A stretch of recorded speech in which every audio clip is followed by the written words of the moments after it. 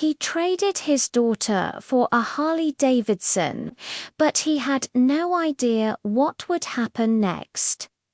The phrase echoes like a cold slap to the soul, one that forces anyone to stop for a second and try to understand the emotional void behind such a devastating decision.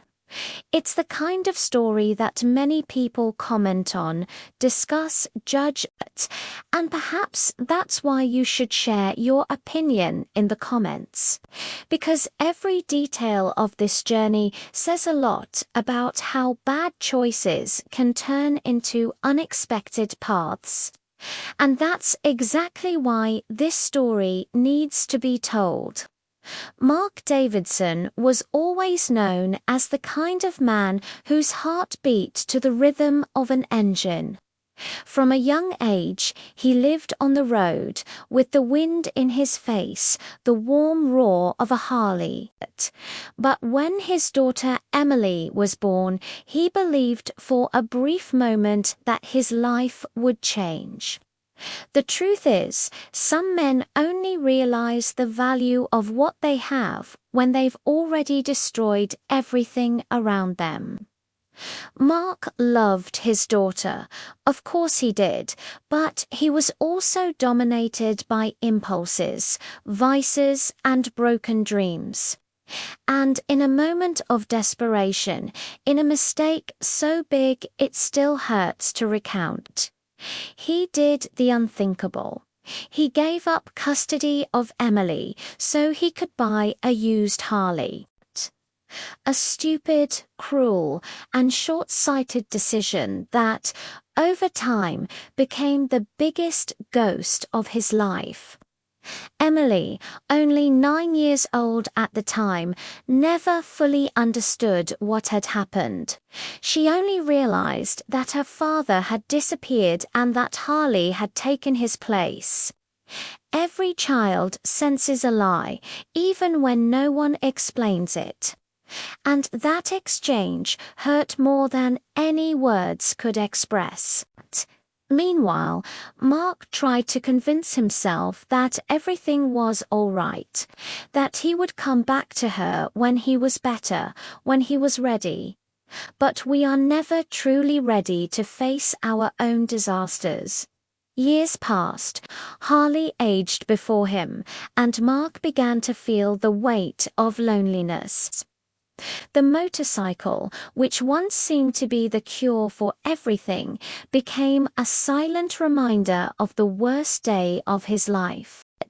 And it was on a particularly cold night that Mark stared at the motorcycle's reflection in the garage window and murmured to himself that it was time to try and fix something. Maybe it was too late. Maybe Emily hated him. Maybe the whole world was right to judge him. But still, he decided to look for her. Emily was now 15 years old and lived with a loving family in the neighborhood.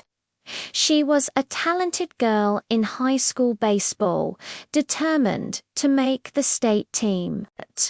But she was also closed off, reserved, and carried a pain that few people noticed. She still remembered her father, although she pretended not to. Absence leaves invisible marks, and sometimes that's precisely what's worth discussing in the comments. How an absence can shape someone from the inside. When Mark decided to show up at her first practice, a layer of ice fell between them. He didn't know whether to wave, smile, or simply walk away. Emily didn't know whether to scream, ignore him, or run. But neither of them did anything.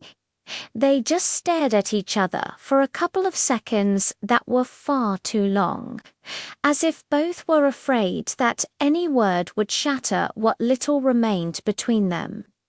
Mark went home that night with a broken heart, but also with the strange feeling that there was still a small, fragile, but real chance.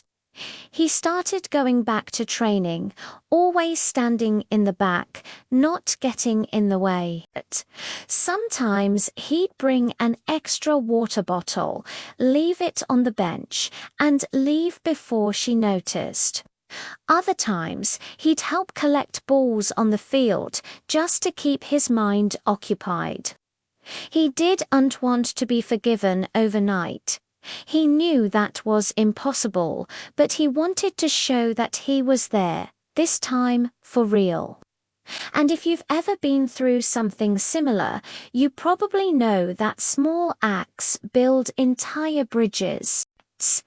Emily only began to accept his presence when she noticed something curious. He didn't talk about Harley. Not once, as if that chapter was buried so deep that it wasn't even worth digging up. She spent weeks observing his gestures, trying to find the man she remembered from her childhood, and it was on a rainy afternoon during a nearly empty training session that she finally approached him.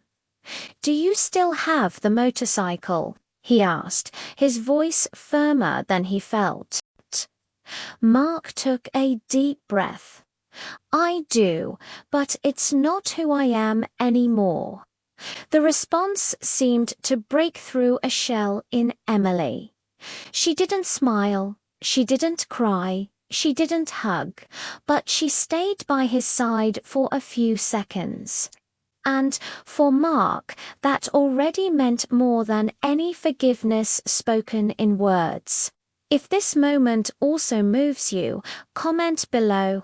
It's the kind of scene that inspires many people. Time passed, and the two began to build something that resembled a real relationship. Nothing magical, nothing fast, just sincere. Mark started helping with the team, participating in events, and even learning about the sport just so he could talk to her.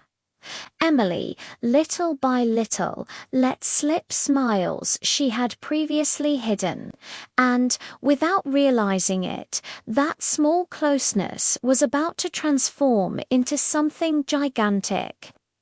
In the state championship, Emily was chosen as the starting player. The stadium was packed, and Mark felt his heart pounding as if it were going to burst. When she entered the field, she looked at him, and that look said it all. "I'm still here." Mark swallowed his tears, cheering like he'd never cheered for anything before.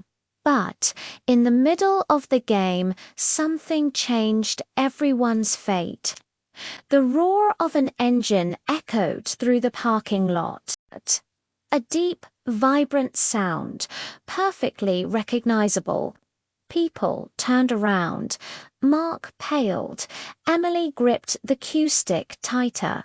And then, appearing on the horizon, was a brand new, shiny, immaculate Harley-Davidson. It wasn't the one Mark had. It was 1,000 times better. But what shocked everyone wasn't the motorcycle. It was the rider, the team's coach. He stopped the motorcycle right in front of the stands and walked over to Mark, handing him the key. "This is for you," he said, "from the whole community. We've seen the man you've become, and we think you deserve a fresh start." Mark stood motionless, paralyzed between gratitude and disbelief. Emily ran to him and hugged him like never before. The entire grandstand applauded. The world seemed frozen in that instant. The man who once traded his daughter for a motorcycle was now receiving another, but this time as a symbol of redemption, not abandonment. The coach then handed Emily an envelope. It was official approval for a new community project. Roads that have returned, designed to help estranged parents and children rebuild their relationship. And Mark would be the lead volunteer. That motorcycle didn't represent escape, but purpose. It didn't represent loss, but reconciliation. And when Emily hit the game-winning home run that day, she ran straight into his arms, as if closing forever the most painful chapter of their lives. If this story touched you, leave a comment. Many people find themselves in these accounts, and that helps a lot. And of course, if you want to support and receive even more powerful stories, subscribe to the channel now. Now, don't waste any time. The next video is already appearing on the screen. Click and continue this exciting journey with us.